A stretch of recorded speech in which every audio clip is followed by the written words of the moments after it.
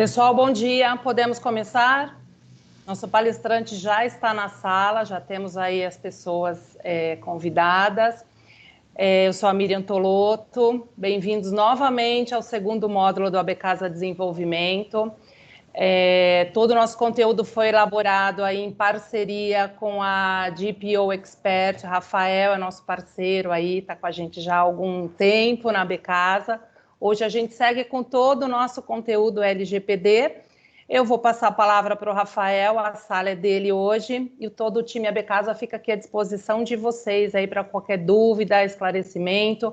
A gente segue no mesmo formato via chat. Vou pedir para vocês que mantenham microfones e câmeras desativados para que não comprometa aí a nossa transmissão.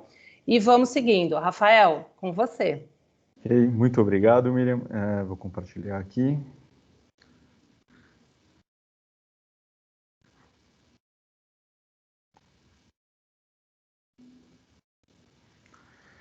Ok, vamos lá.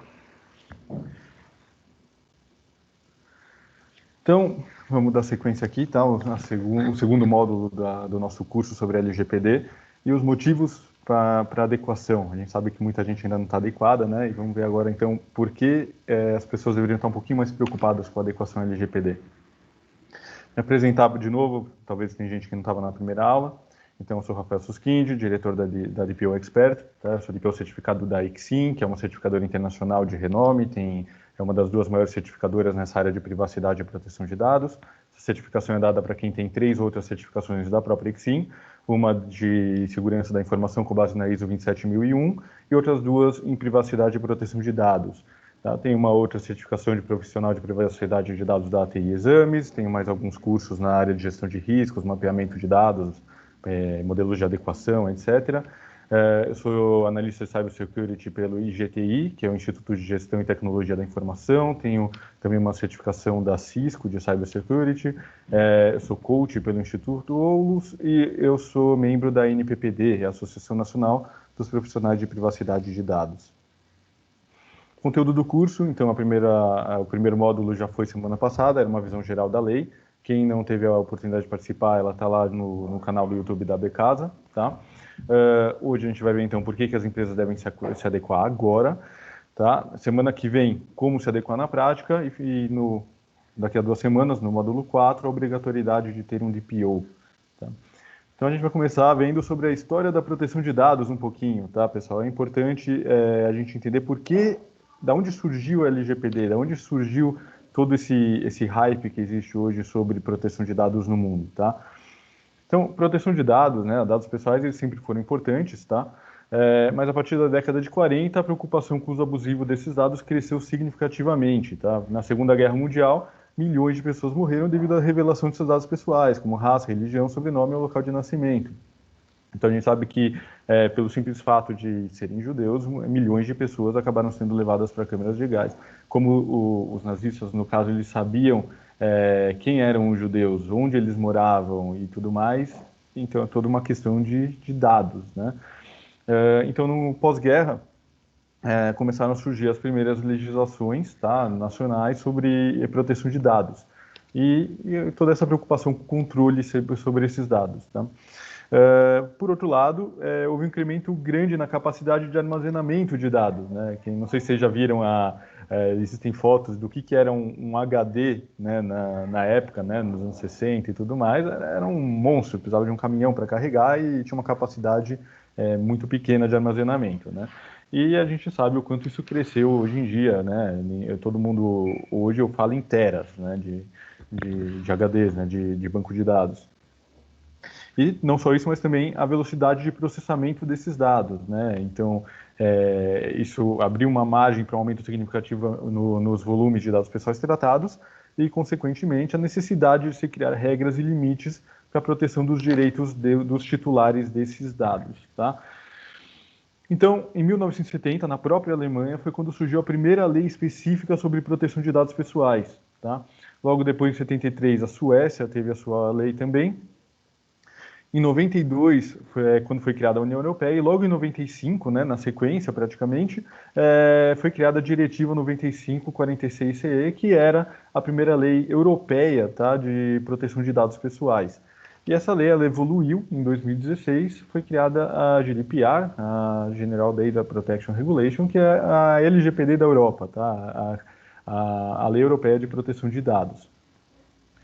Mesmo na América Latina, já tem muitos países adequados, tá? Hoje se estima que por volta de 120 países no mundo tenham leis específicas de proteção de dados. Aqui na América Latina, a Argentina já tem a lei dela desde 2000 e o Uruguai 2009. Difícil a gente dizer que a gente está atrás da Argentina, né? Mas, inclusive, a Argentina e o Uruguai, eles têm leis que são consideradas equivalentes à GDPR. Isso é importante, a gente vai falar sobre isso daqui a pouco, tá? Mas então, são leis bem robustas, tá, de proteção de dados na Argentina e no Uruguai. Existem também o Chile, na Colômbia, o Peru, o México, enfim, eles têm suas leis também, tá, para tratamento de dados pessoais, apesar de não serem tão robustas quanto a lei argentina ou uruguaia. E o valor desses dados pessoais, quer dizer, o que valem os dados pessoais hoje em dia? Tem um caso bem interessante que aconteceu com a Target. A Target é uma varejista americana, né, bem famosa, e esse caso ficou famoso. Então, mulheres grávidas, eles começaram a analisar as compras, né, dos usuários, e eles perceberam que mulheres grávidas compravam cremes e colônias com fragrâncias mais suaves, ou até mesmo sem cheiro, além de suplementos ricos em magnésio, cálcio e zinco.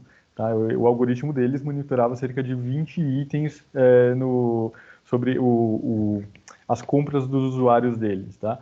E a Target passou a enviar campanhas direcionadas para as futuras mamães. Então, quando eles avaliavam essas compras, eles viam que as mulheres estavam comprando cremes e colônias de certo tipo e suplementos vitamínicos e tal. Então, automaticamente, eles passaram a mandar também cupons de desconto em fraldas, berços, lenços e outras coisas.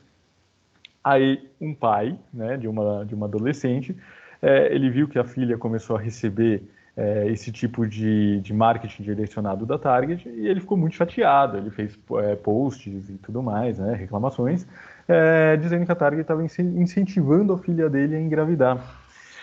E algumas semanas depois ela acabou revelando para a família dela que ela, na verdade, já estava assim, grávida, né, que o algoritmo da Target estava certo. E a Target ela teve um resultado muito positivo com esse tratamento de dados, né, um aumento bem significativo nas vendas. E a gente sabe, todo mundo já ouviu falar nessa frase, né, dados são o novo petróleo. Quem disse essa frase foi Clive Hamel, um matemático londrino especializado em ciência de dados, e não é exagero, tá? A única diferença é que o petróleo ele é limitado. Ele é limitado, é difícil de extrair e enfim, não tem como comparar a facilidade e a quantidade de dados que são possíveis as empresas tratarem, né? Uma outra frase que eu acho muito interessante, eu não sei quem criou ela, então não coloquei aqui, tá? Mas se o serviço é gratuito, o pagamento é você.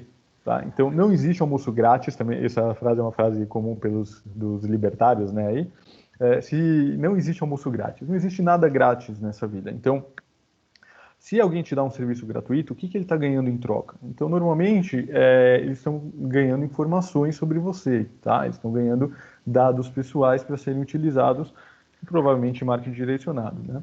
E aqui a gente tem algumas grandes empresas do mercado, né? Apesar de algumas delas oferecerem produtos, mas todas elas têm um tratamento gigantesco de dados, né? Sobre os seus costumes de compra, os seus costumes enfim, se você pegar, por exemplo, o Google, né? O que o Google sabe sobre você? Então, é incrível a quantidade de dados que o Google tem sobre cada um de nós, né? E como ele usa esses dados. Não à toa, a Apple, o Google, a Microsoft, eles tentaram, né? O Google e a Apple, eles conseguiram, a Microsoft não conseguiu. Os sistemas operacionais dos celulares, né? Então a gente tem aí o Android, o iOS, e a Microsoft não conseguiu, infelizmente, colocar o dela, mas tudo isso é para poder rastrear mais dados dos usuários e, com isso, poder vender outros serviços e marketing e coisas do tipo. A Amazon enfim, a maior varejista americana, né, dispensa comentários. Ela se estima que metade de cada dólar gasto na internet nos Estados Unidos vai para a Amazon, tá? E obviamente, eles conseguiram isso monitorando as compras dos usuários e também fornecendo sugestões de compra adequadas a tudo aquilo, as necessidades de cada um, né, com base no algoritmo deles.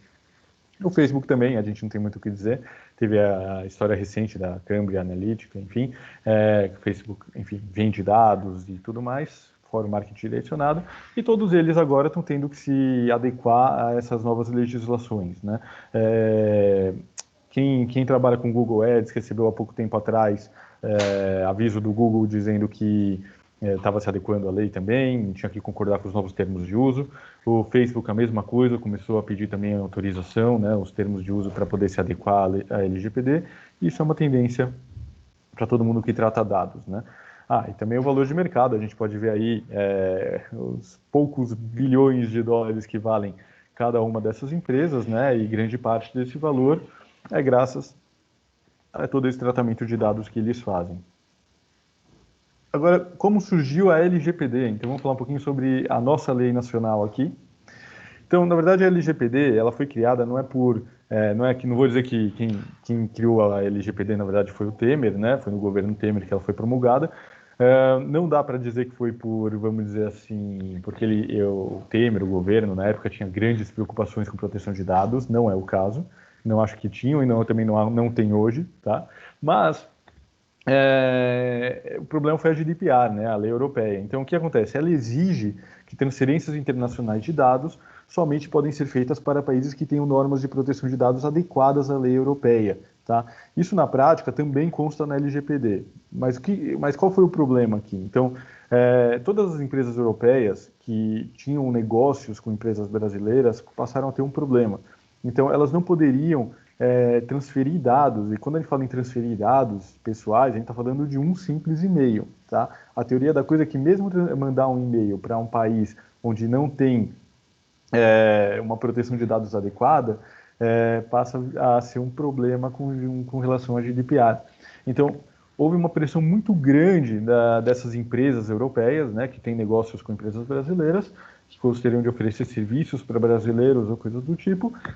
Houve uma pressão muito grande para o Brasil se adequar. A gente viu ali atrás, né, sobre, inclusive, as leis que já existem na América Latina, e o Brasil está muito atrasado, estava muito atrasado e continua muito atrasado com relação à proteção de dados. Então, tinha uma pressão muito grande, tá? Se a gente for olhar aqui, esse aqui é um mapa da CNIL. A CNIL é a Autoridade Nacional de Proteção de Dados francesa, tá? E eles criaram ali um mapa com a proteção de dados mundial, tá? Como eu disse, se estima que são mais de 120 países hoje com proteção de dados. A gente vê ali que a Europa, aquele azul mais escuro, é considerado países fortemente adequados, né? A Europa se tornou a referência mundial em proteção de dados, tá? Então, qualquer país que queira ter uma legislação de proteção de dados, ele tenta se adequar à GDPR, né, a lei europeia. E a gente vê ali que tem várias cores, né, distinguindo a maturidade de proteção de dados de cada país, e o Brasil está ali cinza. O que é o cinza? O cinza é que existe uma lei de proteção de dados. Ponto. Tá? Não tem nem autoridade. Se tivesse autoridade já formada, ele estaria no mínimo aquele roxinho ali, tá? Mas mesmo assim, obviamente, a LGPD é uma lei criada para ter conformidade com a GDPR, então a tendência, à medida que entre em vigor realmente a lei e que a autoridade seja constituída e que passe a ter realmente fiscalizações, multas e as empresas se adequem, então a tendência é que o Brasil cresça, vamos dizer assim, e passe a ter ser um país adequado à GDPR, um país onde as empresas europeias possam ter negócios, tá? A gente vê que no próprio mapa, quando você clica no país, ele explica um pouquinho sobre ele e está ali, né? Esse país, ele não tem ainda uma lei considerada adequada por esses fatores que eu falei, tá? Ele ainda não tem uma autoridade também, tá? Mas enfim, ele tem uma lei hoje de proteção de dados. E outro motivo também para a LGPD ser promulgada, vamos dizer assim, por pressão, foi a vaga na OCDE, né? A OCDE é a Organização para a Cooperação e Desenvolvimento Econômico. A gente sabe que é um sonho brasileiro antigo fazer parte da OCDE, e até hoje não conseguiu. Teve todas as tratativas, inclusive do Bolsonaro com o Trump, para tentar entrar e tudo mais, mas é uma exigência que o Brasil tenha uma legislação de proteção de dados, tá? Para poder fazer parte. Então, o Brasil não está querendo instituir a LGPD porque tem preocupação com proteção de dados, senão, inclusive, não teria demorado tanto. É simplesmente livre e espontânea pressão. Tá? Então, tem toda essa pressão dessas empresas europeias, da vaga da OCDE, enfim, o Brasil não tem muita escolha a não ser criar a sua legislação de proteção de dados. Tá? E, enfim, assim nasce a LGPD. A LGPD é a lei número 13.709, de 14 de agosto de 2018. Como a gente disse na última aula, o início de vigência ainda é incerto, tá? Apesar de que parece estar caminhando. Então, a princípio, grandes chances da lei entrar em vigor esse mês ainda. Então, tem a medida provisória que altera o início de vigência da lei para maio de 2021, mas essa medida provisória, a princípio, ou vai caducar ou o Congresso vai votar pela supressão, né, da alteração da vigência. O relator no Congresso, semana passada ele emitiu o parecer dele, o relatório dele, onde ele deixa claro que, no entender dele, o voto dele como relator, é que a lei deveria entrar em vigor imediatamente. Tá? Então, isso ainda passa pelo resto do trâmite no Congresso, mas se for votado dessa forma, que está no relatório, o início de vigência será imediato. Então, grandes chances de, até o final do mês, a gente ter a LGPD vigente. A gente vai entender um pouco de quais são os riscos que isso traz para a empresa, tá? Para cada empresa. Então, vamos começar a falar então sobre os motivos para se adequar. Então, primeiro motivo é lei. Não tem muito como fugir desse motivo, tá, pessoal? Esse aqui tem que ser o primeiro mesmo. E é lei, e lei se cumpre, pelo menos na teoria, tá? Mas não vamos falar muito sobre isso no momento. Multas e sanções. Então, vamos lá, pessoal. Artigo 52. Os agentes de tratamento de dados, em razão das infrações cometidas às normas previstas nesta lei, ficam sujeitos às seguintes sanções administrativas aplicáveis pela autoridade nacional. Então, vamos entender quais são os problemas aqui. 1. Advertência com indicação de prazo para adoção de medidas corretivas. Beleza. Advertência, esperamos que no início, principalmente, a NPD ela seja mais educativa, vamos dizer assim. 2. Multa simples de até 2% do faturamento da pessoa jurídica de direito privado, grupo ou conglomerado no Brasil, no seu último exercício, excluídos os tributos, limitada no total a R$50 milhões por infração. Então, algumas coisas aqui, pessoal. 2% do faturamento bruto da empresa no exercício anterior é muita coisa. Obviamente, isso aqui é a multa máxima, tá? Não quer dizer que seria a primeira multa que se aplicaria, obviamente depende de uma série de questões que a gente vai ver daqui a pouco, dos critérios, né, da NPD, mas quando a gente fala em risco, né, então as empresas têm que considerar o risco máximo, vamos dizer assim, para poder estudar quais medidas vão ser tomadas de mitigação. Tá? E esse risco é limitado a R$50 milhões por infração. O que significa por infração? Se, por exemplo, teve uma violação de dados, tá? Aí vai ter lá uma fiscalização, a violação de dados é uma infração. Supondo que chegam lá e falam que a empresa nem estava adequada, então ela trata dados, por exemplo, sem uma devida base legal. Isso é uma segunda infração, tá? E assim por diante. Então as empresas têm que tomar cuidado realmente com essa multa aqui, tá? Que, como a grande maioria das empresas ainda não estão adequadas, na soma pode, não só na soma, né? Ela sozinha já é uma multa alta, na soma pode ficar bem pior. 3. Multa diária, observado o limite total a que se refere o inciso segundo, tá? Então, essa multa pode ser dividida, enfim, em valores diários até a empresa se adequar. 4.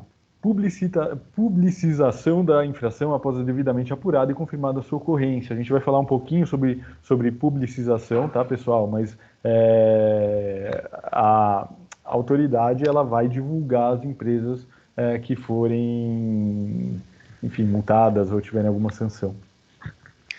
5. Bloqueio dos dados pessoais, a que se refere a infração até a sua regularização. Isso aqui muitas vezes é mais grave do que a própria multa em si. Quer dizer, o que é hoje uma empresa sem o seu banco de dados, né? Então é um pouco complicado isso daqui, mas a autoridade ela pode bloquear, nesse caso aqui do inciso 5º, os dados pessoais que se referem à infração. Então, supondo que tenha sido algum tratamento de dados que não tem uma base legal, esses dados desse que estão sendo fruto desse tratamento seriam bloqueados até que fosse regularizado, tá?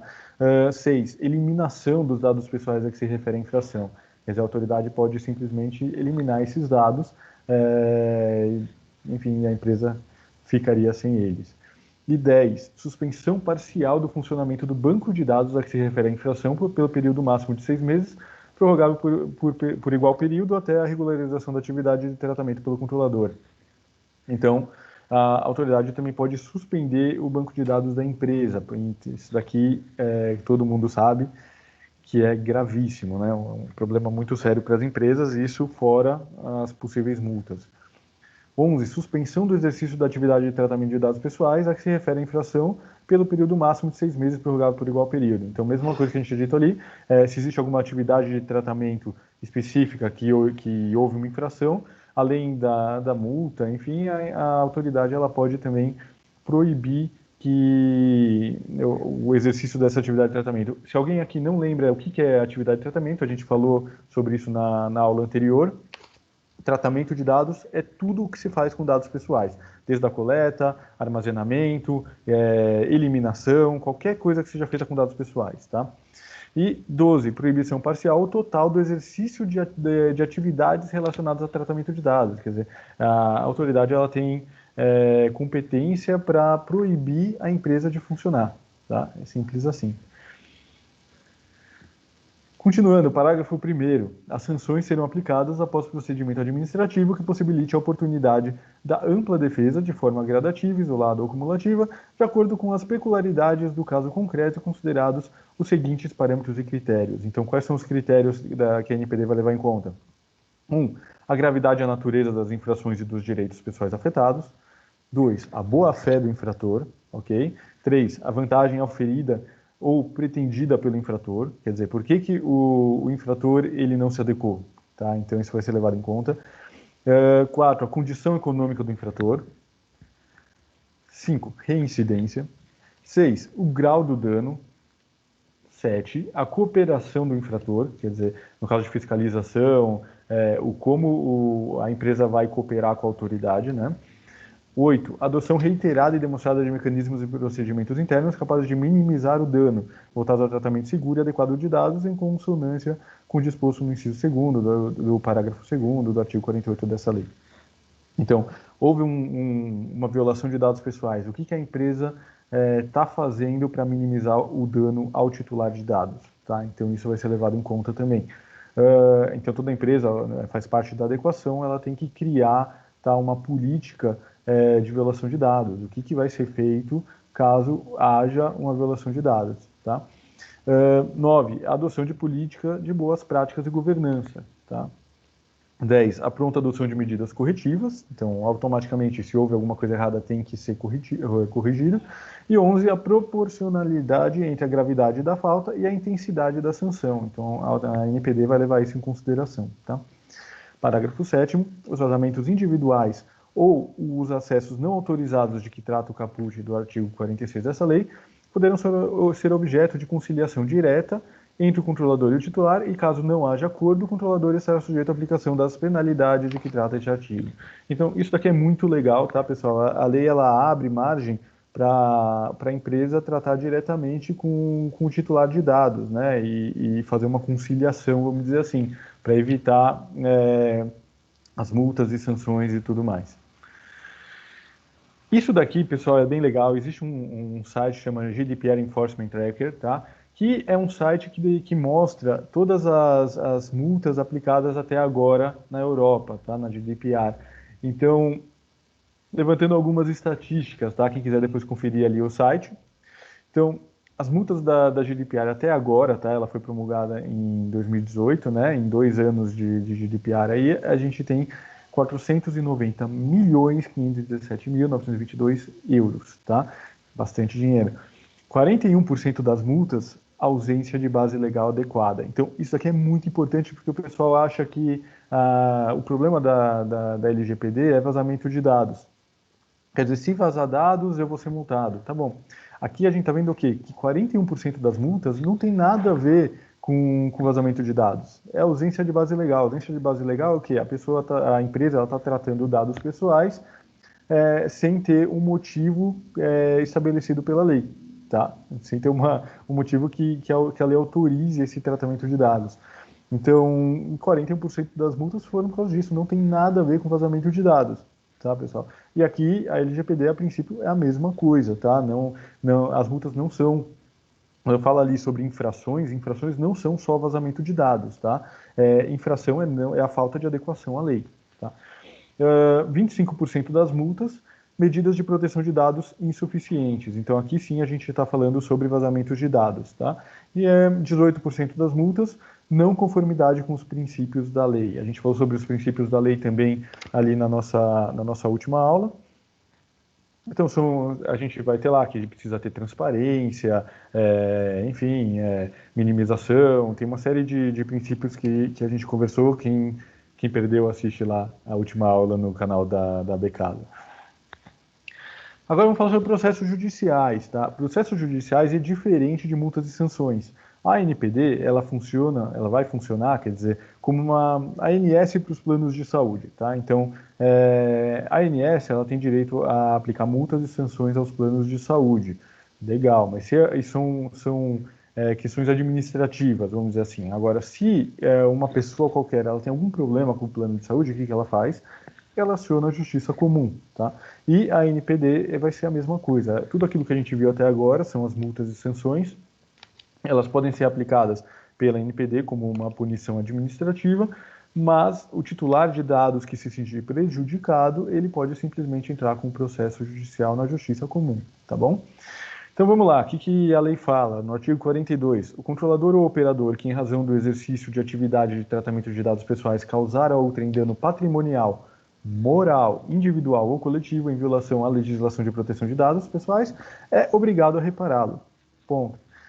Parágrafo 1º. A fim de assegurar a efetiva indenização ao titular dos dados, inciso 1º, o operador responde solidariamente pelos danos causados pelo tratamento quando descumprir as obrigações da legislação de proteção de dados ou quando não tiver seguido as instruções lícitas do controlador, hipótese em que o operador equipara-se ao controlador, salvo nos casos de exclusão previstos no artigo 43 dessa lei.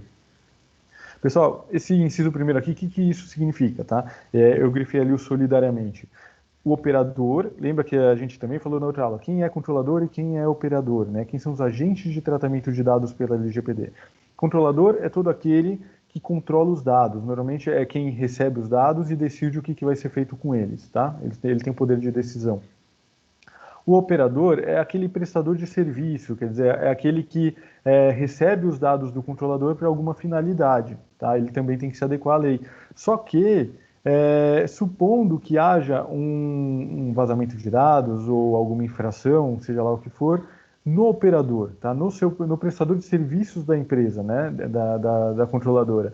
Então, como funciona isso à luz da LGPD? Então, na prática, as empresas respondem solidariamente. Tá? Por que isso, pessoal? A gente vai ver ainda um pouquinho mais sobre isso, mas na prática é porque o controlador, tá? Ele tem obrigação de contratar prestadores de serviço, operadores, no caso, que estejam adequados à LGPD. Se ele não contratou uma empresa que esteja adequada à LGPD, a culpa é dele. Tá? Então ele responde solidariamente. Isso é importante. Então, inciso 2º, os controladores que estiverem diretamente envolvidos no tratamento do qual decorreram danos ao titular dos dados respondem solidariamente, de novo, salvo nos casos da exclusão prevista no artigo 43 dessa lei. Tá? Então, aqui a lei se repete alguns pontos, mas na prática os controladores que estiverem diretamente envolvidos também respondem solidariamente. Ali no anterior ele falou sobre os operadores, aqui a gente falou sobre os controladores, mas em todo caso é sempre solidário. Tá? Parágrafo 4º. Aquele que reparar o dano ao titular tem direito de regresso contra os demais responsáveis na medida de sua participação no evento danoso. Tá? Então, a lei, tá? A LGPD vai ser julgada solidariamente. Mas a culpa foi exclusivamente do operador. Tá? Então, vai depender muito do juiz, a gente ainda não tem uma jurisprudência, tá? O quanto o juiz vai poder ou não, digamos que, multar, no caso, só uma das empresas, tá? Mas a lei já abre aqui a possibilidade do controlador depois, né, ou operador, seja lá quem for o prejudicado nesse processo, entrar com uma ação de regresso contra o principal responsável pelo evento danoso, tá? Isso aqui entra no caso do DPO também, tá? A gente vai falar sobre ele depois, na última aula, né, desse curso, mas da mesma forma o DPO, ele, se for constatado culpa ou dolo, mesma coisa, a empresa pode entrar com uma ação de regresso contra ele depois, tá? No artigo 43, os agentes de tratamento só não serão responsabilizados quando provarem, que não realizaram o tratamento de dados pessoais que lhes é atribuído, quer dizer, eu não tratei esses dados, então não tenho por que ser responsabilizado por isso. 2, que embora tenham realizado o tratamento de dados pessoais que lhes é atribuído, não houve violação à legislação de proteção de dados, ou seja, supondo que seja uma denúncia infundada. E 3, que o dano é decorrente de culpa exclusiva do titular dos dados ou de terceiro, tá? Então, se o titular fez alguma coisa errada, ele não pode culpar ninguém, supondo que alguém vá lá e coloque uma foto dele no Facebook, e depois ele vai reclamar que o Facebook está tratando dados pessoais, está tratando a foto dele. Ó, ele foi lá e ele colocou, quer dizer, a culpa é dele, não é do Facebook, certo? Artigo 44. O tratamento de dados pessoais será irregular quando deixar de observar a legislação ou quando não fornecer a segurança que o titular dele pode esperar, consideradas as circunstâncias relevantes entre as quais. Tá? Então, aqui, de novo, o que é considerado um tratamento de dados irregular, pessoal? 1, não está de acordo com a legislação, e 2, não tem a segurança necessária, tá? Que o titular pode esperar, quer dizer, a perspectiva do titular é importante. Mas tem que ser levado em consideração as circunstâncias a seguir. 1, o modo pelo qual é realizado. 2, o resultado e os riscos que razoavelmente dele se esperam, né? A gente está falando aqui sobre o tratamento de dados, né? O resultado e os riscos que se esperam do tratamento de dados. As técnicas de tratamento de dados pessoais disponíveis à época em que foi realizado. Enfim, parágrafo único. Responde pelos danos decorrentes da violação da segurança dos dados o controlador ou o operador que, ao deixar de adotar as medidas de segurança previstas no artigo 46 dessa lei, der causa ao dano. Tá? Então, como a gente disse antes, se o controlador ou o operador não tiverem medidas de segurança adequadas, isso é uma violação de dados. Tá? Isso aqui pode causar danos e acabam respondendo por isso na justiça. Artigo 45. As hipóteses de violação do direito do titular no âmbito das relações de consumo permanecem sujeitas às regras de responsabilidade previstas na legislação pertinente. Então, o que isso aqui está dizendo? Que a LGPD não substitui, por exemplo, o Código do Consumidor. Tá? Elas andam em conjunto. Tá? O titular ele tem direito de mover ações judiciais com base em ambas as legislações, se houver alguma violação, no caso, que englobe as duas, tá? Agora vamos falar um pouquinho sobre efeito cascata, pessoal. O que é efeito cascata, tá? Então, no artigo 39, o operador deverá realizar o tratamento segundo as instruções fornecidas pelo controlador, que verificará a observância das próprias instruções e das normas sobre a matéria. Lembra que a gente falou que o operador ele tem que fazer o que o controlador manda, certo? E, ao mesmo tempo, se houver algum problema no operador, a culpa é do controlador. Por quê? Por causa disso aqui. O controlador ele verificará a observância das próprias instruções e das normas sobre a matéria. A matéria é a LGPD, tá? Então, é obrigação do controlador verificar se o operador está adequado à legislação, ok? E o que isso causa, pessoal? Vamos falar aí ainda do artigo 42. O operador responde solidariamente, aqui está repetindo o que a gente já tinha dito antes, tá? Pelos danos causados pelo tratamento quando descumprir as obrigações da legislação de proteção de dados ou quando não tiver seguido as instruções lícitas do controlador, em hipótese que o operador equipara-se ao controlador, salvo nos casos de exclusão previstos no artigo 43 dessa lei. Então, pessoal, o que está escrito aqui? Tá? Quando o operador, como a gente disse, é aquele cara que trabalha para o controlador, ele tem que fazer o que o controlador manda.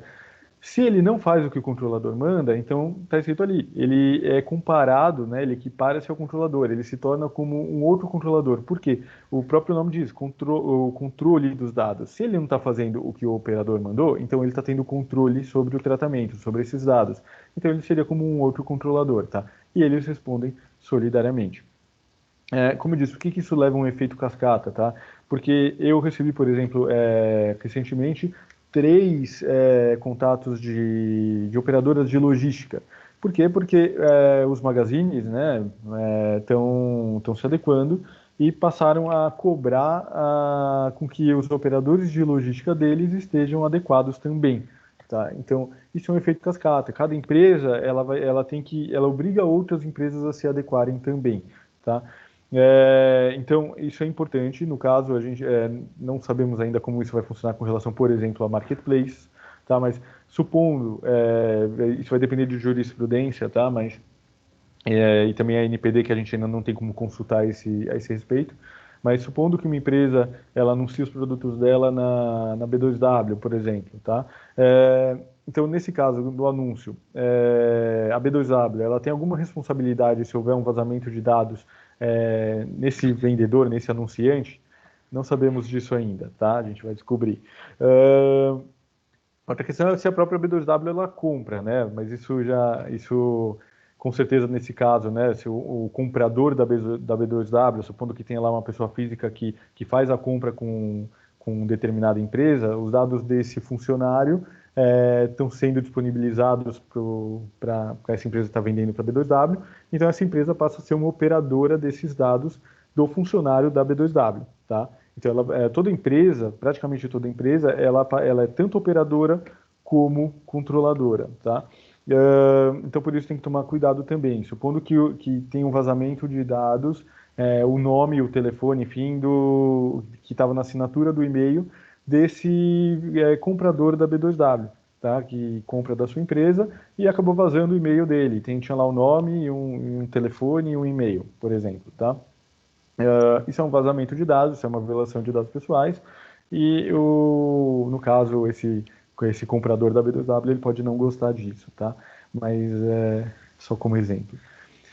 Publicidade, pessoal. Publicidade, na verdade, é o que eu considero aqui uma das questões mais importantes na adequação à LGPD.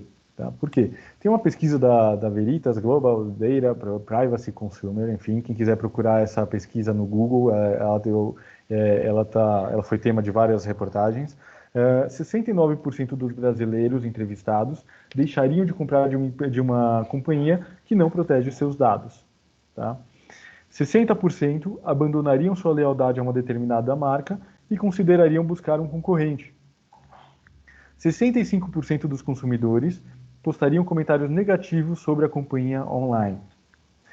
73% dizem que gastariam mais dinheiro com organizações nas quais confiam para cuidar de suas informações. 92% estão preocupados com a proteção de suas informações pessoais. E 8 em cada 10 entrevistados disseram avisar amigos e familiares para que também boicotem a organização, enquanto quase 3 em cada 4 afirmaram que chegariam ao ponto de denunciar o negócio a órgãos reguladores. Tá? Então, aqui, pessoal, está muito claro, né? Essa pesquisa é uma pesquisa mundial, tá? Ela foi feita em diversos países, o Brasil foi um deles. Isso é uma tendência mundial. No Brasil não se tem ainda, né, uma publicidade muito grande com relação à proteção de dados, né, a LGPD. A maioria dos titulares não estão cientes ainda dos direitos que eles têm, mas isso já acontece em outros países do mundo, tá? Então a tendência, como em outros países do mundo, à medida que as pessoas começarem a entender quais são os direitos delas, né, como as empresas devem proteger os dados de cada titular, então a tendência é que esses titulares passem a buscar cada vez mais os interesses deles, tá? E se preocupar mais com a proteção de dados, né? À medida que o Facebook ele libera de novo aquele comunicado dizendo que ele está tomando cuidado com os dados, o Google a mesma coisa, as pessoas entram no site e tem lá a barrinha de cookie e tudo mais, então isso vai gerando um hype, quer dizer, as pessoas vão tomando consciência que as empresas têm que proteger os dados delas, e isso é importante. Ainda falando sobre publicidade. Então, o que acontece, pessoal? Artigo 48. O controlador deverá comunicar à autoridade nacional e ao titular, repara nesse e ao titular, tá? A ocorrência de incidente de segurança que possa acarretar risco ou dano relevante aos titulares. Então, se houve, tá, um incidente de segurança na empresa, a autoridade de certeza tem que ser comunicada, tá? Isso aqui é uma denúncia espontânea, tá? É obrigatório pela lei a empresa se autodenunciar. Quem teria que fazer isso é o DPO da empresa e tem que ser comunicado ao titular, tá? Então, aquele negócio de jogar embaixo do tapete, teoricamente não pode, tá? Parágrafo 2º, a autoridade nacional verificará a gravidade do incidente e poderá, caso necessário, para a salvaguarda dos direitos dos titulares, determinar o controlador a adoção de providências, tais como ampla divulgação do fato em meios de comunicação. Então, pode ser, tá, em casos de empresas que tenham, enfim, um número razoável de titulares, e se isso seja fruto de um vazamento de dados, a autoridade pode chegar para a empresa e falar, olha, faz um anúncio, coloca no jornal, não sei. Tá? Então, eles podem fazer isso. Quais os danos que isso pode trazer para a imagem da empresa, né, pessoal? Artigo 52, tá, inciso 4º, publicização da infração após devidamente apurada e confirmada a sua ocorrência, tá? Então, o artigo 52 está falando ali das sanções e, novamente, a autoridade ela pode determinar que seja dado publicização da infração. Eu falei que a gente ia falar sobre isso, né? Então, é meio complicado. A gente vai voltar um pouquinho nesse assunto daqui a pouco, tá? Segurança da informação, pessoal. Esse é outro motivo para se adequar. Por quê? Porque estima-se que em 2018, ataques externos com ransomware, por trojans e outros causaram prejuízo de 45 bilhões de dólares no mundo. É muito dinheiro, tá? Grande parte do processo de adequação, ele baseia-se na ISO 27001, que trata de uma abordagem sistemática para a gestão e proteção das informações de uma organização. Entre as medidas técnicas que devem ser adotadas são o uso de firewall, criptografia, IDS, IPS, VLANs, enfim, diversas outras, tá? Tudo isso consta na ISO 27001.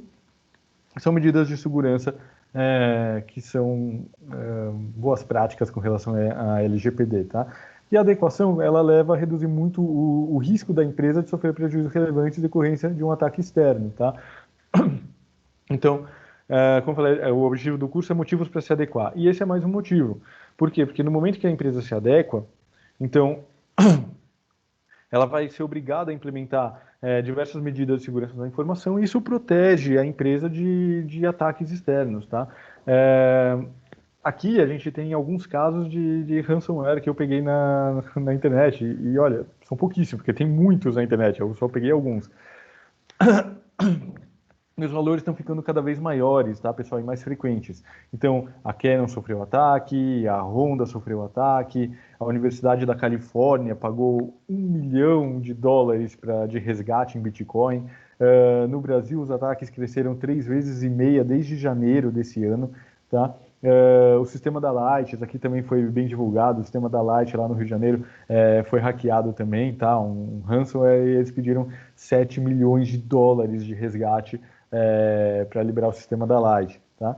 E as empresas brasileiras, tá, pagaram em 2019 2 milhões e 500 mil reais em resgate de ransomware. Isso aqui a gente está falando dos que pagaram resgate, né? O que foi divulgado, a gente ainda nem sabe daquelas que nem pagaram, que às vezes a empresa tinha um backup, né? Um backup recente e resolveu não pagar, formatou a máquina, subiu o backup e tudo mais, tá? Nesse caso, pessoal, só um parênteses aqui, teve um ataque de ransomware, legal, isso é uma violação de dados pessoais? É violação de dados pessoais, tá? Aí a empresa vai lá e sobe um backup, tá? Subiu o backup, resolve o problema? A teoria da coisa é que continua sendo uma violação de dados pessoais e, como a gente viu ali, a empresa deveria fazer uma denúncia espontânea, tá? E aqui, obviamente, a grande parte das empresas não faria essa denúncia. Então, qual o maior risco aqui com o ransomware, pessoal? Antigamente, o hacker chegava lá, né, ele criptografava os dados da empresa, né, ransomware, para quem não sabe, é um ataque onde um hacker, né, ele cria um dispositivo que vai criptografando os dados do servidor. É um tipo de sequestro de dados, tá? Então, uma vez que os dados foram criptografados, a empresa não tem acesso a esses dados, ela não consegue mexer no banco de dados, a empresa trava. Tá? Além disso, ele também pode se espalhar pela rede da empresa e criptografando também as máquinas dos usuários, né? Não só o servidor. E quando isso acontece, eles costumam pedir um resgate em Bitcoin ou alguma criptomoeda, alguma coisa que não seja fácil de rastrear, para que eles liberem as máquinas de volta. Tá? Isso nem sempre é seguro, porque não tem como confirmar que o hacker ele vai realmente voltar a máquina, né? Que ele vai realmente tirar a criptografia, não tem como confirmar isso, é meio arriscado, mas muitas empresas optam por pagar porque, enfim, os dados são realmente importantes e elas não tinham lá um backup recente ou uma política boa de backups. Agora, pessoal, isso era até agora, né? Agora, supondo que os hackers brasileiros aí, né, quando eles criptografam o servidor, agora eles poderiam colocar uma mensagem um pouquinho diferente, tá? Então é o seguinte, seus dados foram criptografados, tá? Eu estou pedindo um resgate de tantos bitcoins. Caso sua empresa não faça o pagamento do resgate, será feita uma denúncia à autoridade nacional. Como funciona?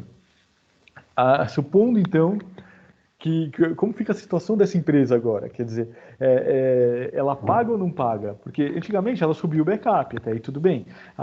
Se ela tinha um backup bem recente. Agora, supondo que o hacker faça a denúncia caso ela não pague. Então o sequestro ficou um pouquinho pior, vocês entendem? Então, porque em caso de denúncia, então, além de perder o banco de dados, a empresa ainda vai poder ser multada, tá? Por quê? Porque ela não tomou medidas de segurança adequadas. Então, bom, ela tem que provar que ela tomou e que mesmo assim isso ocorreu, tá? Que a autoridade já vai levar em conta a boa-fé, o esforço da empresa e tudo mais. Não existe segurança da informação 100% perfeita, tá? Acontece. Mesmo empresas que têm boas políticas de segurança, a Light eu acredito que tenha também, a Honda e tudo mais, são empresas grandes, mas acontecem, tá? Por quê? Porque às vezes tem um usuário que não estava bem treinado, ele acabou instalando lá recebeu um e-mail, instalou um Trojan e acontece, pessoal. Então, a NPD ela vai levar em conta o nível de adequação da empresa, quer dizer, a empresa está 100% adequada, como aconteceu, foi simplesmente um usuário e tal, e tal, e tal, e tal, mas ele tinha sido dado treinamento e mesmo assim aconteceu. Bom, não foi culpa da empresa, talvez ela dê no máximo uma advertência ou nem isso, tá bom? Mas a empresa tem que provar que faz tudo o que pode para a proteção de dados, tá? Então, obviamente, aqui no caso do sequestro ele fica um pouco pior, tá? É bem possível e provável que isso venha a acontecer, né? Que os hackers adotem essa chantagem com as empresas. Então, isso tem que ser levado em consideração também, tá? Se não vale realmente a pena investir na segurança da informação da empresa para tentar evitar. Dizem que esse tipo de ataque não é uma questão de se vai acontecer, mas quando vai acontecer, né? Então, cada empresa, o ideal é que ela ponha todos os esforços dela na segurança da informação, porque é importante, pessoal. Aqui eu selecionei vários fatores de risco, tá? Esses fatores de risco são bem interessantes, tá? A gente pode discutir um pouquinho eles, mas o primeiro que eu achei foi esse daqui. 40% dos consumidores consideram o CEO responsável por ataque de ransomware, tá? Então, pesquisa aponta que desculpas públicas, multas e até sentenças de prisão são procuradas como punição para CEOs que não protegem seus negócios. Então, aquela questão lá, pessoal, o titular de dados, ele teve os dados dele vazados. Teve um caso recente, se eu não me engano, na Natura, enfim. O titular, ele confiou na Natura, né? Os dados são do titular, não são da Natura, né? Os dados são do titular, ele confia isso à empresa. Quando ele confia esses dados da empresa, ele confia esperando que a empresa adote medidas de segurança sobre esses dados. Então, se a empresa não adotou essas medidas de segurança, se a empresa não se adequou à legislação, de quem é a culpa dentro da empresa? Tá? Então, 40% dos consumidores consideram que o CEO é responsável. Alguém já ouviu falar em Hacker as a Service? Então, pessoal, é bem interessante também, quem quiser dar uma procurada no Google. Mas se você digitar lá, quero contratar um hacker ou qualquer coisa do tipo, vocês vão encontrar coisas tipo essas daqui, tá? Então, tem um hacker exclusivo, serviços hacker com garantia e tudo mais. Por que isso aqui é um fator de risco, pessoal? Porque vamos pensar assim, tá? Supondo, tá? que alguém tenha interesse em prejudicar a empresa, a sua empresa. Então, ela pode ser um titular, pode ser um concorrente, seja quem for, tá? Então, pessoas podem contratar um hacker com o objetivo de criar um vazamento de dados na empresa. E, obviamente, enfim, para ter algum tipo de vantagem. Ou para prejudicar a empresa, se for um concorrente, mas óbvio que ninguém faria isso, né, pessoal? Ou um titular de dados, talvez ele pode pedir para vazar os dados dele com o objetivo dele entrar com um processo depois, tá? Enfim, é só mais um fator de risco que tem que ser levado em conta, porque, enfim, a gente sabe que as pessoas fazem tudo por dinheiro, né? Então tem que realmente levar em conta todas as possibilidades. Eu vou passar um videozinho aqui para vocês, que é muito interessante, eu vou pedir para vocês prestarem atenção nele. Quem nunca passou por isso? Ficou sabendo de um aplicativo legal ou quis comprar algo e, ao entrar, precisa fornecer seus dados. Após digitar suas informações pessoais, você é obrigado a clicar em um OK para continuar, afirmando que você aceita aqueles termos de uso. E aí, na pressa ou ingenuidade, você acabava clicando sem ler. Até porque não fazia muita ideia da importância daquilo que estava escrito ali. Já parou para pensar quantos termos de uso você autorizou até hoje? E quantos sites e serviços que você aderiu já possuem as suas informações pessoais como endereço, telefone e até dados bancários? Complicado, né? Por isso, criamos a Notifiquei, uma plataforma que realiza de forma automatizada a notificação extrajudicial a mais de 200 empresas. Tudo isso por um preço único, sem mensalidade.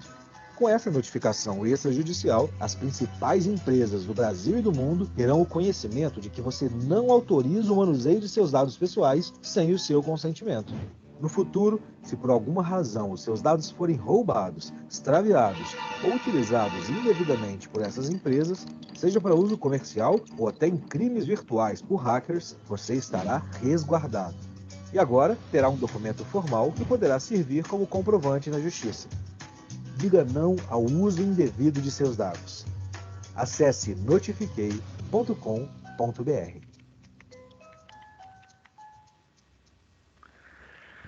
Então, pessoal, o que vocês acham desse vídeo? Tá? Isso daqui é uma empresa real, tá? Eu recebi a propaganda desse site, o site existe, eles têm LinkedIn, eles têm, enfim, a empresa existe, é uma empresa real.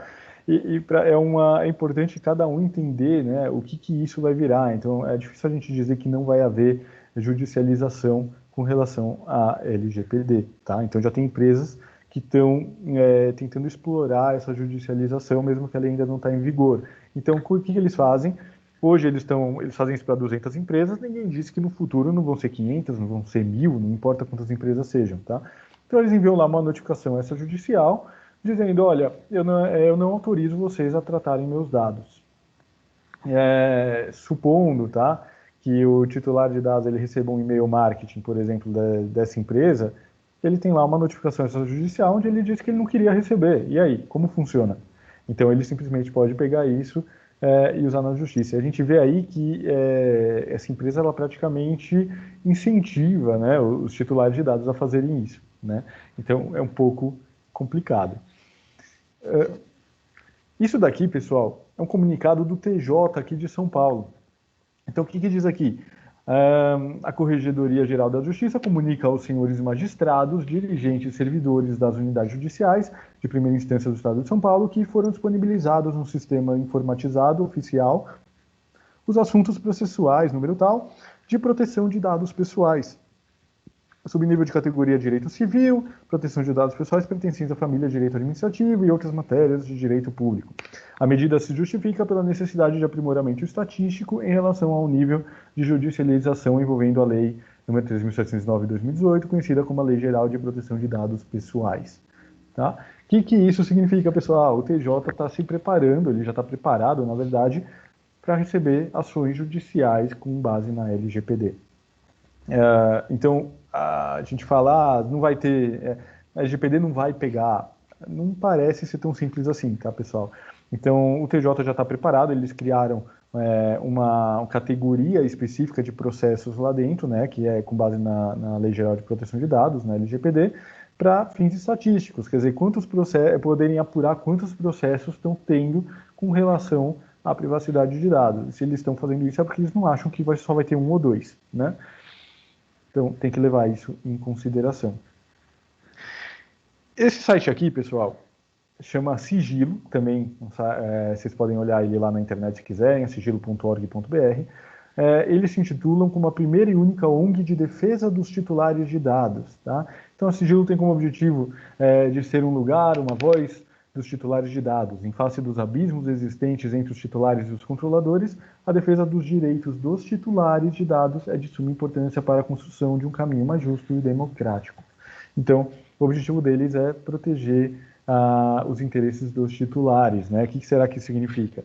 Então, ele já tem um processo movido contra uma empresa, tá? Mesmo que a LGPD não está em vigor. Então, está no próprio site dele, vocês podem olhar lá, tá? Então, essa organização, né, a Sigilo, eles estão movendo um processo contra a Natura, porque devido ao maciço vazamento de dados que houveram lá na Natura, foi um caso recente, vocês podem verificar isso na internet, né, foi um caso público, e então eles resolveram, enfim, mover um processo contra a Natura, né, vamos dizer assim, para proteger os titulares de dados que tiveram seus dados vazados. Tá? Então, como eu disse, pessoal, não é tão simples achar que a lei não vai pegar, né? É um pouco complicado. Então, aqui a gente tem vários fatores de risco, tá, pessoal? Então, primeira coisa, 80% dos DPOs do Brasil são advogados, tá? Todos os cursos que eu fiz, todos os outros DPOs que fazem parte do meu networking, enfim, 80% são advogados, tá?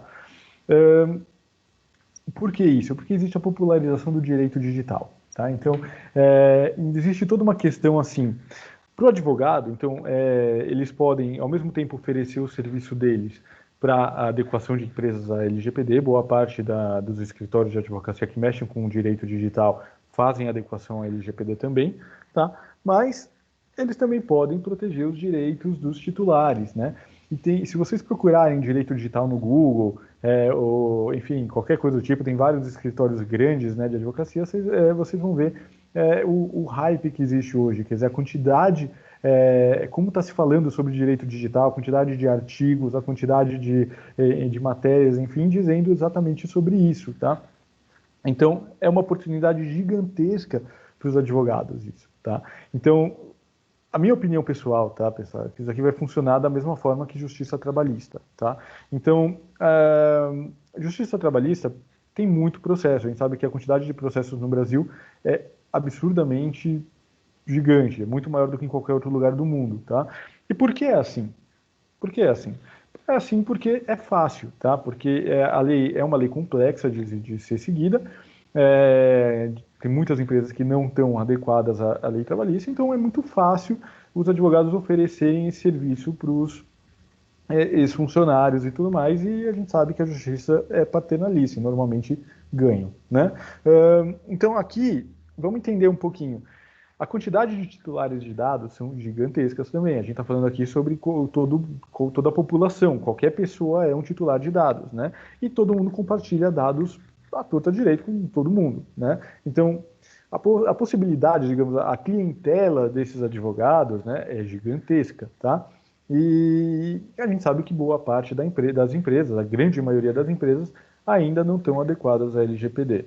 Então, se você juntar tudo isso, não parece fácil de ser movido um processo contra essas empresas, né? Não parece fácil arranjar um titular de dados que tenha, vamos dizer assim, receba um e-mail marketing que não devia, ou entrou num site e teve cookies rastreando ele sem pedir autorização, ou qualquer coisa do tipo?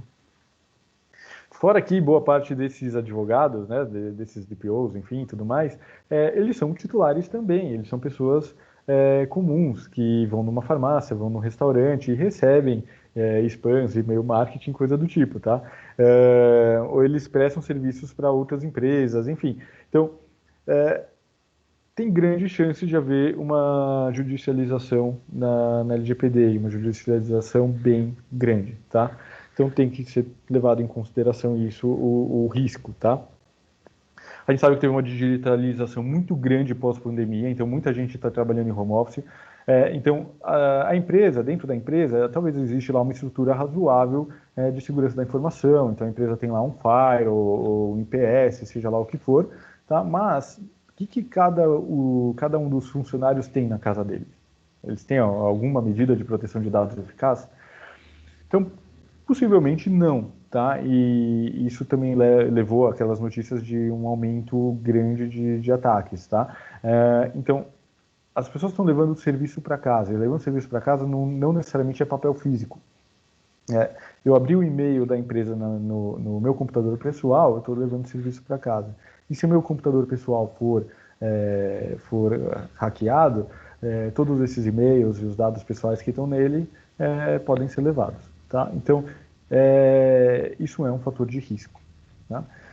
Como eu falei, a baixa conformidade das empresas é um fator de risco. A gente tem aí, acho que 85% das empresas ainda não estão adequadas, isso com possibilidade da lei entrar em vigor esse mês ainda. Tá? Elas acabaram apostando muito na postergação da lei e parece que ela não vai acontecer, então isso é um fator de risco muito grande. Como disse também, toda a população é um titular de dados, a quantidade isso aumenta muito o risco, porque qualquer pessoa é um titular de dados. Mesmo quem trabalha com B2B é tão, vamos dizer assim, genérico a coisa, mas uma pessoa física que ela entra no site da sua empresa e o seu site coloca cookies na máquina da pessoa, por exemplo, sem pedir autorização, isso é uma violação de dados pessoais, tá? É simples. Então, mesmo quem trabalha com B2B ou coisa do tipo, não tem como se eximir disso, tá? Como eu falei, a gente teve um recorde no número de ataques. O Brasil tem uma cultura litigante muito grande, como eu falei também. Desemprego recorde, pessoal. Acho que alguém ativou o microfone, né? Obrigado. Então, desemprego recorde, pessoal. Então, num Brasil pós-pandemia, com o desemprego que a gente está vendo por aí, e as pessoas vão começar a ficar desesperadas para ganhar dinheiro, né? Então, o quanto é fácil ganhar dinheiro com a lei uma vez que ela entra em vigor? Quer dizer, as pessoas não vão tentar se aproveitar de uma possibilidade fácil de ganhar dinheiro. Talvez não. Tem que pensar sobre esse risco, tá? Como eu falei, existe o hacker as a service também, tá? É um fator de risco. Funcionários despreparados é um fator de risco muito grande, tá? Por quê? Porque 60% de todos os vazamentos de dados são ocasionados por erro humano, falha humana. Então, os funcionários eles têm que estar preparados, isso inclusive o pessoal do TI, principalmente o pessoal do TI, talvez, tá? Então, mas não só eles, qualquer um. Como eu falei, um cartão de visita, eu falei isso na outra aula, um cartão de visita que um funcionário recebe e leva para outro lugar, e deixa cair na rua, por exemplo, é uma violação de dados pessoais, tá? Então, os funcionários têm que ter treinamento, eles têm que entender o que é dado pessoal, qual a importância de dado pessoal, o que é tratamento de dado pessoal e quais os cuidados que tem que ter com esses dados, tá? Isso é muito importante. E, por fim, facilidade de averiguação da conformidade. É muito fácil saber se uma empresa está adequada ou não, tá? Não tem dificuldade nenhuma, tá? Então, isso nem estou falando de autoridade, eu estou dizendo de pessoas comuns, de todos esses advogados de POs, tá? Ou qualquer titular de dados que conheça um pouquinho sobre o assunto. Então, você entra no site de uma empresa, tá? Se essa empresa não fez as adaptações necessárias no site dela, tá? A gente vai falar sobre isso na próxima aula, você sabe que essa empresa não está adequada à LGPD. Então, se ela não está adequada à LGPD, passa a ser uma possibilidade de se ganhar dinheiro em cima dela, tá? Então, tem que se adequar, tem que tomar cuidado com o site, principalmente da empresa, tá? Porque ele escancara para todo mundo se a sua empresa está adequada ou não.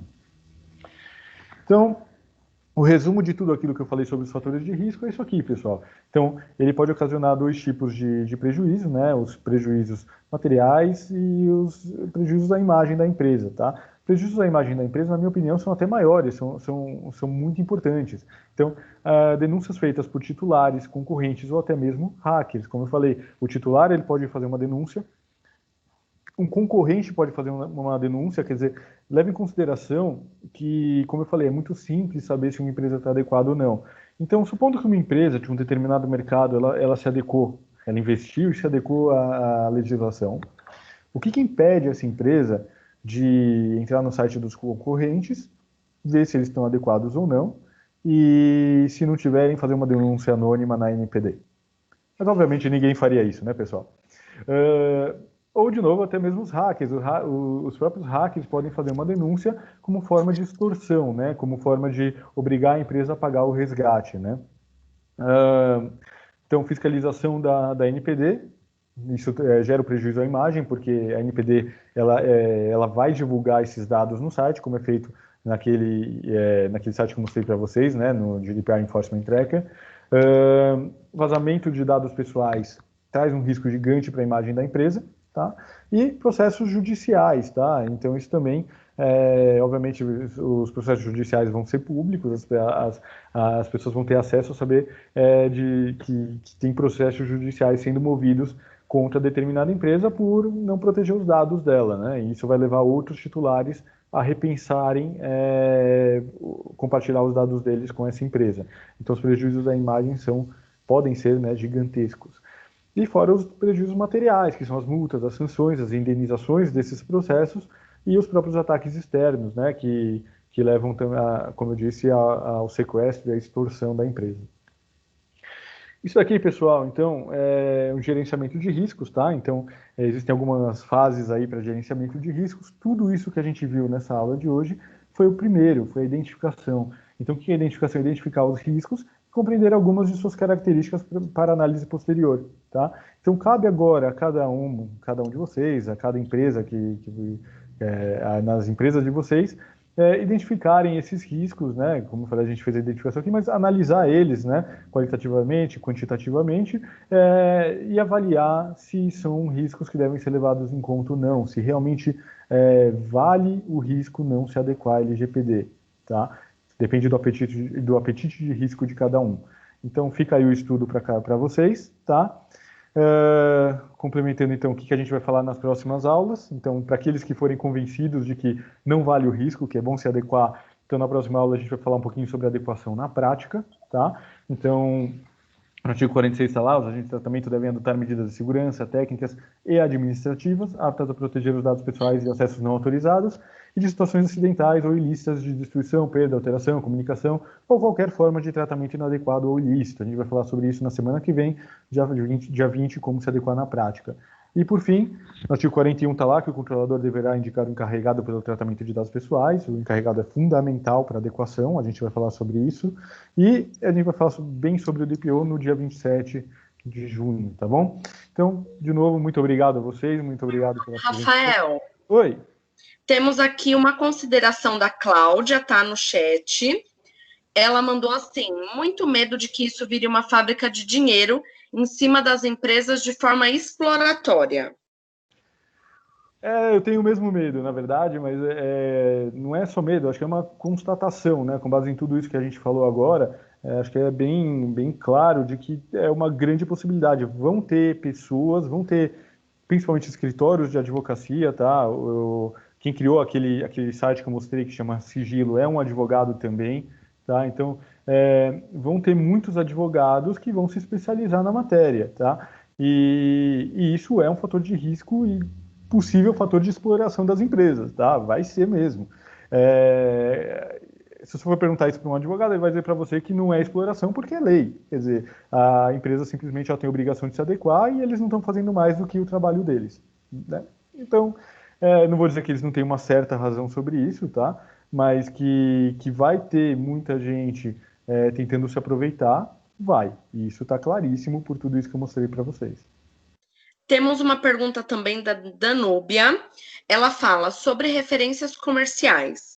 Podemos continuar fornecendo ou é um vazamento de dados?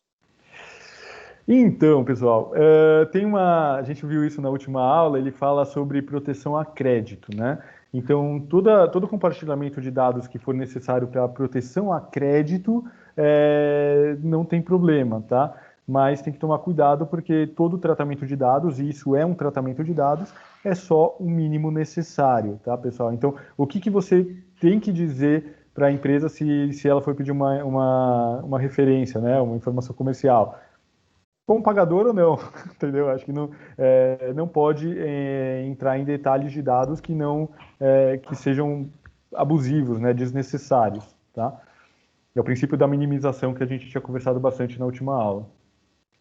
Bom, Rafael, no chat foi isso por hoje, tá? Muito obrigada pela aula. Até semana que vem. Até semana que vem, turma. Muito obrigado para todos, muito obrigado para Miriam Toloto, para Vitória e para a Becasa Desenvolvimento. Até a semana que vem. A gente que agradece. Tchau, tchau, gente.